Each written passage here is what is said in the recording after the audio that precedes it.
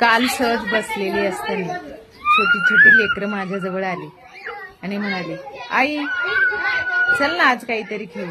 खेळण्यासाठी काहीच नव्हतं जवळ. एक म्हणत होते, आपण घसरगुंडी खेळायला कधी जाणार आहे. जाऊ एखाद दिवशी.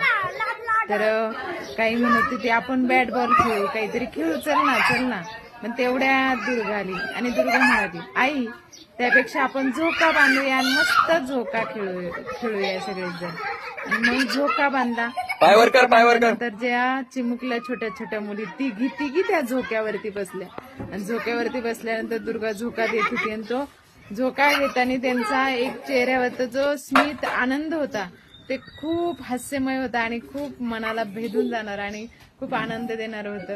आणि त्यातही ह्या छोट्या छोट्या लेकरांमध्येच खरा आनंद वाटतो मला. कसे आनंद घेताय बघा ना.